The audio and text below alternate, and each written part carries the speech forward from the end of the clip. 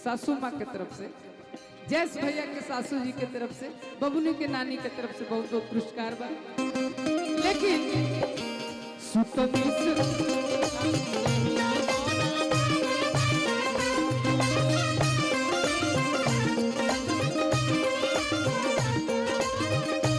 बोलो भैया, जैस भैया निकन का,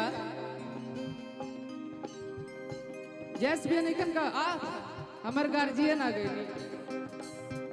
हमने के पिताजी जहिया रात में जैस भैया से झगड़ा करी है भाभी, तब एक बात जरूर कही, बागी बलिया के पावन पवित्र धरती पे, वीरन के धरती पे आदर्श वाटिका गार्डेनिया के प्रांगण में आप सब तमाम जितना भी गार्जियन स्वरूप भगवान यहाँ पे उपस्थित बानी, आप सबके हम शिव कुमार बिक्कू प्रणाम करतनी। जितना भी कलाकार आप सबके समक्ष गईनी, सब हमरा से सर्वश्रेष्ठ और सब बहुत बढ़िया कलाकार। हम गाना गाइब, लेकिन हमरा से कोनो भूल चूक हो जाई तो आप सब छोट भाई समझ के माफ कर दे जा। एक कोहरा में दिखाइयो तो नहीं खोल देते कहाँ बैठे बने।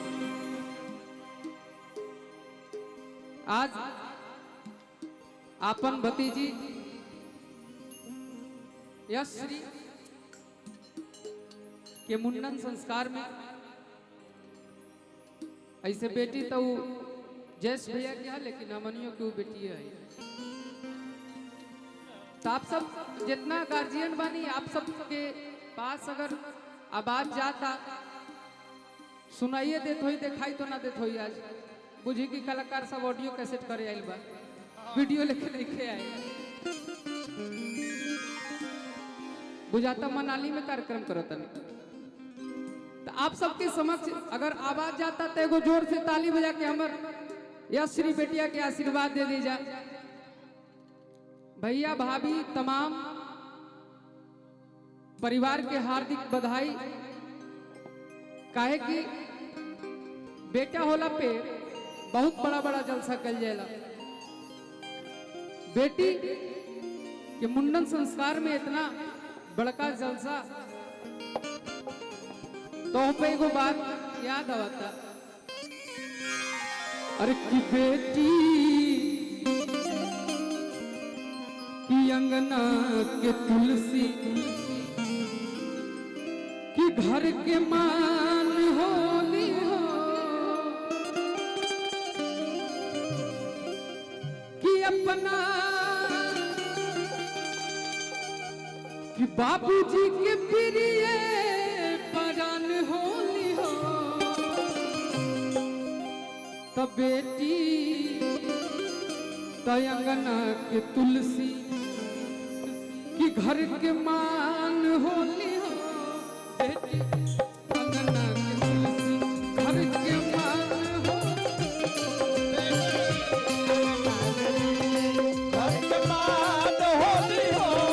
बेटी अंगना के तुलसी घर के मान होली हो।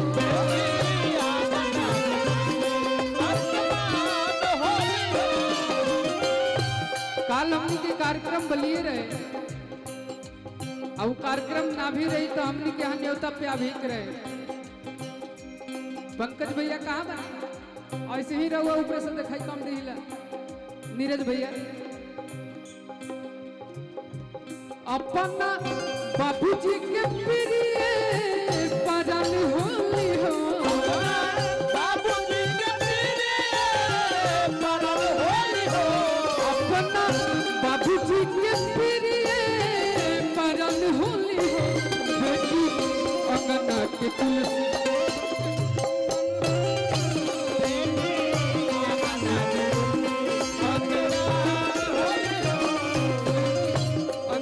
के तुलसी घर के मान होली हो।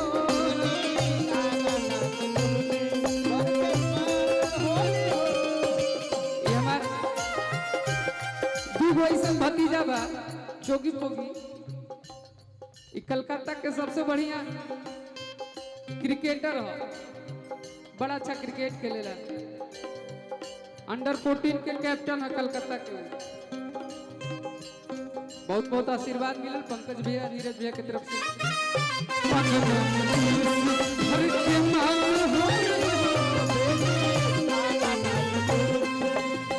लेकिन जब कहे के होई तई बात हमर भाभी अपन सहेली से कहता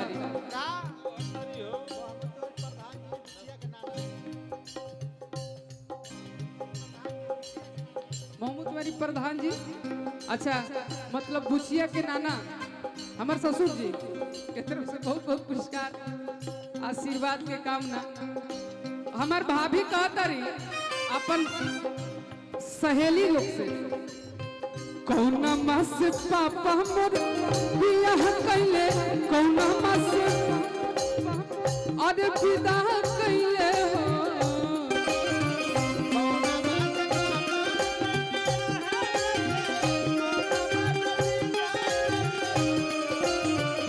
कौना माँ से पापा मोर बियाह कैले, कौना माँ से विदा कैले हो।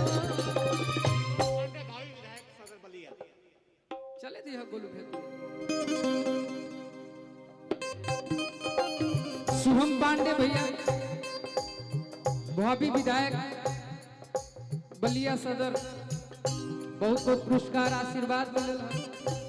सोचा तनी जल्दी रहुआ नॉमिनेशन करी के हमने के बुलाई। कौना माँ से पापा मोर बियाह कैले, कौना माँ से विदा कैले हो,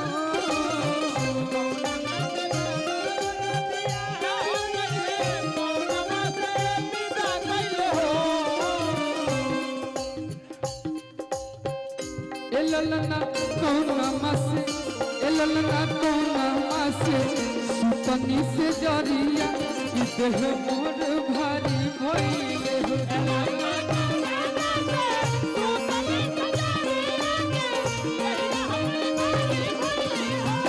ललना कौना माँ से सुतनी से जरिया देहिया मोर भारी भइले हो।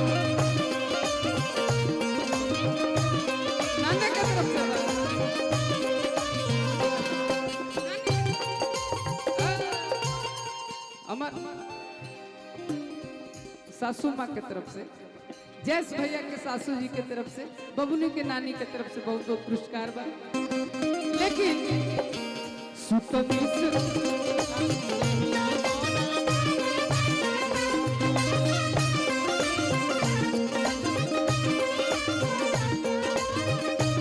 बोलो भैया, जैस भैया निकल का,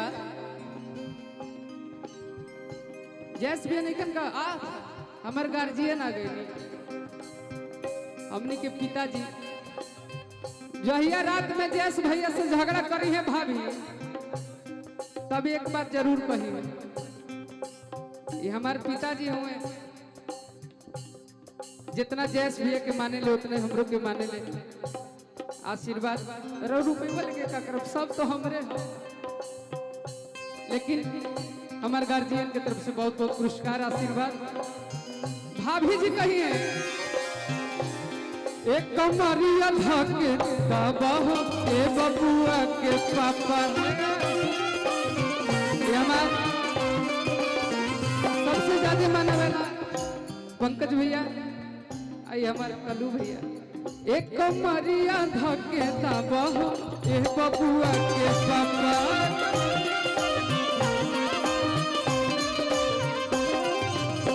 अम्मा के बुलाई कहया मनहिया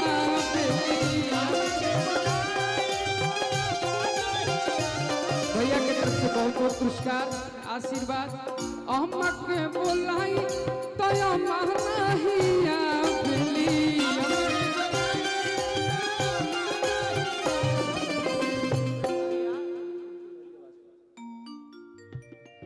अनिल चौबे, अनिल तिवारी भैया बलिया, बहुत बहुत पुरस्कार। ये हमारे भाभी कहता रही एक कमरिया धके दाबो, एक कमरिया धके दाबो ए बबुआ कमरिया धके दबहो ए बबुआ के पापा। हम ई गार्डनिया 1 है भैया, आ गार्डनिया 2 हम पूरा घूम ले बने। हम यहाँ 3 दिन के छुट्टी लेके आए रहे वीकेंड बनावे, लेकिन भैया ओह दिन ऐसा माहौल ना रहे। आज बुझाला कि मनाली में कार्यक्रम करत अम्मा के बुलाई तो अम्मा नहीं आवेली। ओ तो पुकार अम्मा के बुलाई तो अम्मा नहीं आवेली। तमाई से नाता तो रहो ए बबुआ के पापा। परदेश भैया गार्जियन सबके माने वाला तमाई से नाता तो रहो। बहुत बहुत आशीर्वाद।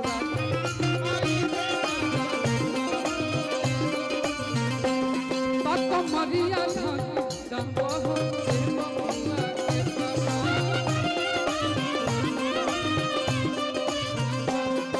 अब तुझको ना देखो ना देखो जाता है, तुझको ना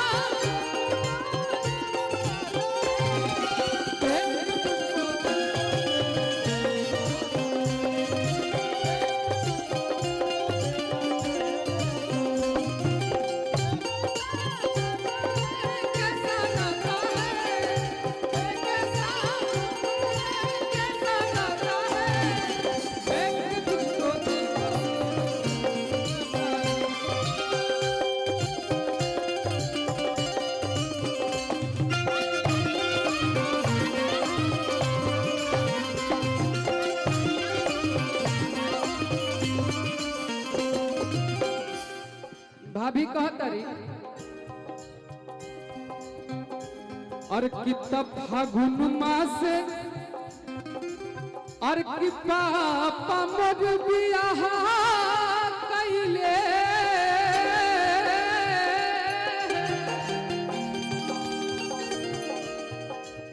चैत मास विदा कइले हो।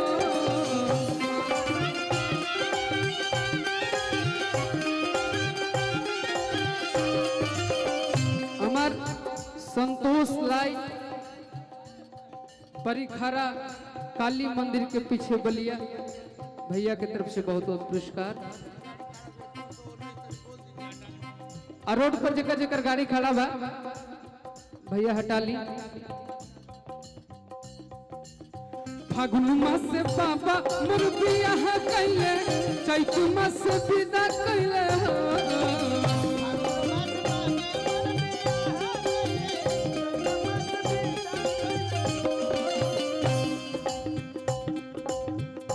ललना सावन मास सुतनी से जरिया कहिया मोर भारी भइले हो।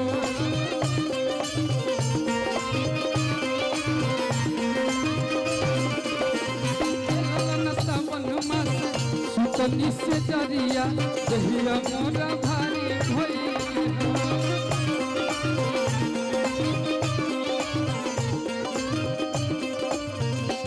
और लास्ट में जब बबुनी के बात बताओ और किपनवा से और की बबुनी हमारी बात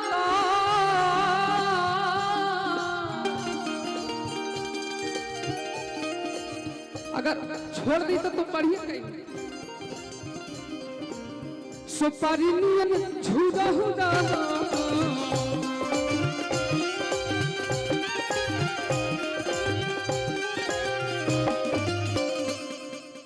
और की पनवानियन बबुआ और की पाता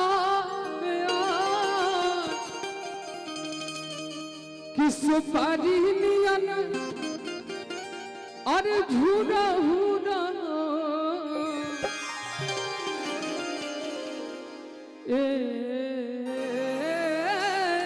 बबुआ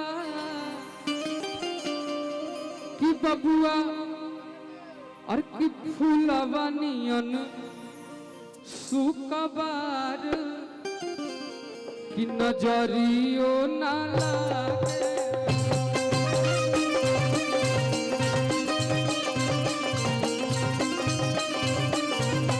बबुआ फूला बनियो न सुखबार नजरियो न लागे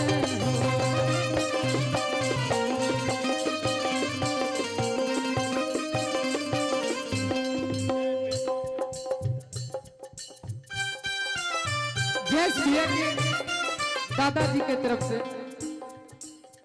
फूल कुमार मिश्रा हमनी के गार्जियन के तरफ से चले था बहुत बहुत आशीर्वाद पुरस्कार आशीर्वाद के कामना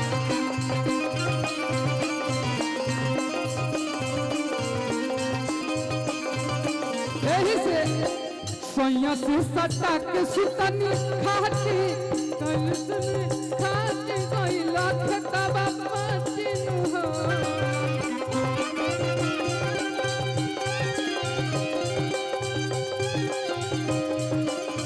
सैया से सुता के सुतन खाती नर नर लेकिन जो ना माहौल में आइल बनियो से हम गा लेनी जे गाना हर मंच पे गाइला 2 लाइन ओकर बाद अगला कलाकार सबके एक को 2 गाना हो जाई नैनीताल के धरती पर कि अम्बे जगदम्बे कि महारानी के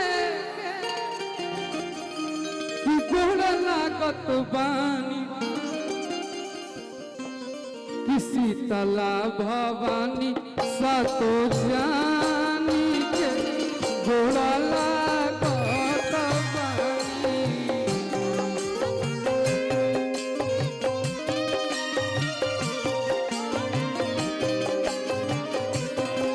अरे शीतला भवानी सातो जानी के गोड़ लागत बानी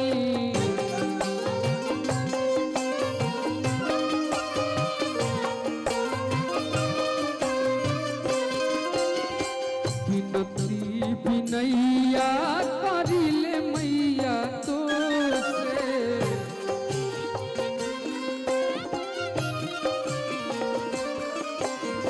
रखी भरम बानी तोहरे भरोसे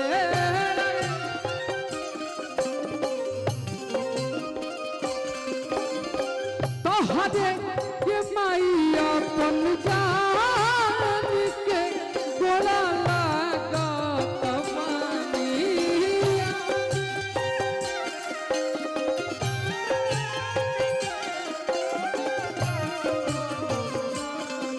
अरे शीतला भवानी सातो जानी के गोड़ लागत बानी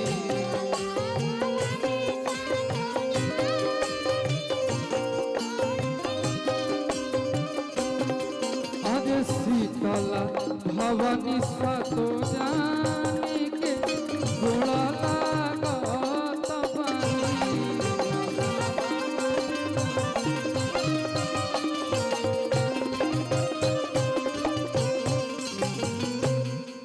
अम्बे जगदम्बे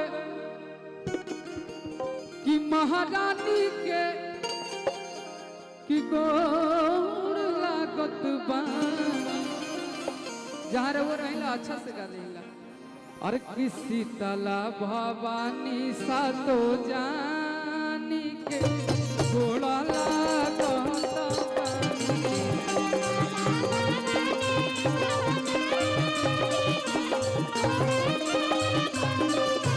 शीतला भवानी सातो जानी के गोड़ लागत बानी हरि हरि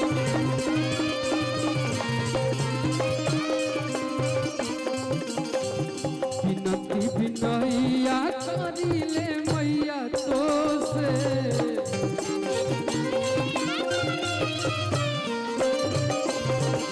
सोनू संगति लगी तोहरे भरोसे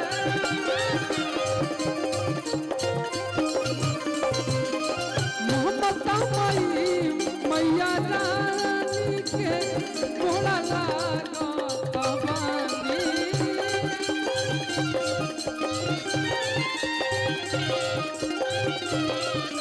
अरे शीतला भवानी सतो जानी घोड़ा